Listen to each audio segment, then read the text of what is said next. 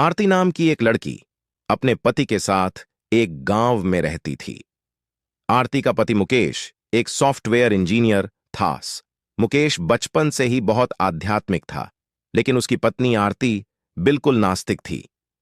वह ज्यादातर रंगीन दुनिया में जीने की चाहत रखती थी। हालांकि इस बात को लेकर दोनों के बीच में कभी भी कोई अनबन नहीं थी। दोनों अपने जीवन में बहुत खुश थे। एक दिन सुबह सुबह मुकेश धार्मिक कार्यक्रम देख रहा था, जिसमें 7:30 काल के बारे में बताया जा रहा था। उसी समय आरती चाय नाश्ता लेकर आ गई और मुकेश के बगल में बैठ गई और चाय पीने लगी और मुकेश से चाय पीते हुए कहती है, क्या सुबह से बोर कर रहे हो? और उसी समय टीवी का रिमोट उठाकर चैनल बदल देती है। मुकेश को आरती का बर्ताव अच्छा नहीं लगा और वह आरती से कहता है, क्या तुम 7:30 की महादशा के बारे में कुछ जानती हो जो तुमने उसे बकवास समझ लिया? धर्म की बातें समझने के लिए आस्था होनी चाहिए, लेकिन तुम तो बिल्कुल नास्तिक हो। तुम्हें किसी और की भावनाओं को तकलीफ देने का हक नहीं है। आरती को मुकेश की बात से ग्लानि महसूस करने लगी और वह मुकेश से माफी मांगते हुए वही शनि भगवान का कार्यक्रम दोबारा से लगा देती है। मुकेश आरती को बहुत प्यार करता था और वह मुस्कुराते हुए कहता है, चलो आज शनि मंदिर चलते हैं। वैसे आरती को मंदिर जाने में कोई दिलचस्पी नहीं है, लेकिन वह अपने पति मुकेश का दिल रखने के लिए मंदिर जाने को तैयार हो गई। वे दोनों एक साथ बाइक से मंदिर पहुंच गए। मंदिर के आसपास बहुत सी छोटी छोटी दुकानें लगी थीं। दुकानों में भक्त अपनी अपनी पसंद की चीजें खरीद रहे थे।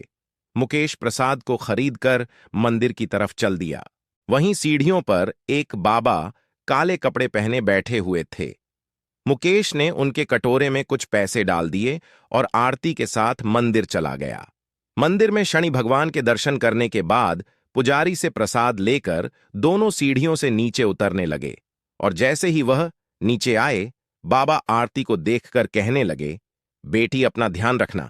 आरती बाबा को प्रणाम करके मुकेश के साथ घर को चल दी।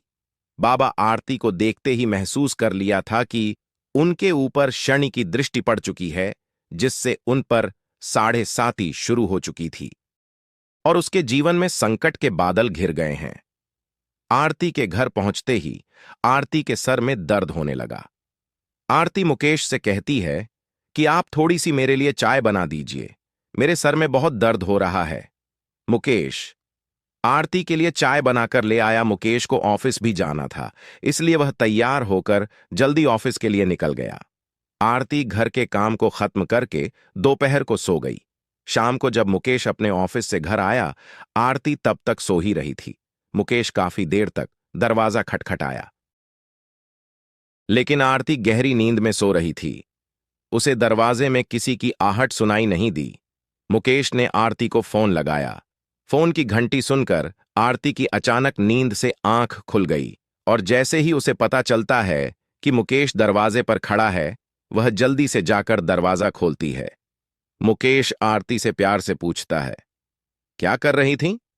आरती आंख मींचकर हुए कहती है, पता नहीं कैसे इतनी ज्यादा नींद आ गई कि आपकी आवाज सुनाई नहीं दी। मुकेश अपना सामान रखकर बाथरूम में फ्रेश होने चला गया। उसी समय मुकेश के मोबाइल में एक मैसेज आया। आरती की नजर अचानक मोबाइल पर पड़ गई।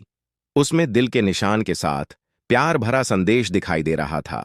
मैसेज को देखते ही आरती के रोम रोम में आग लग गई, क्योंकि वह अपने पति से बहुत प्यार करती थी और यदि पति बेवफा निकले तो आरती को बर्दाश्त नहीं होगा। आरती की आंखों से आंसू बहने लगे। उसी समय मुकेश बाथरूम से बाहर आ गया। आरती तुरंत मुकेश का फोन रखकर अपने कमरे में चली गई और सोच रही थी कि अगर मुकेश खुद इस मैसेज के बारे में बताएगा। दोस्तों, इस कहानी का दूसरा भाग हम कल आपको लेकर हाजिर होंगे। बोलो राधे राधे।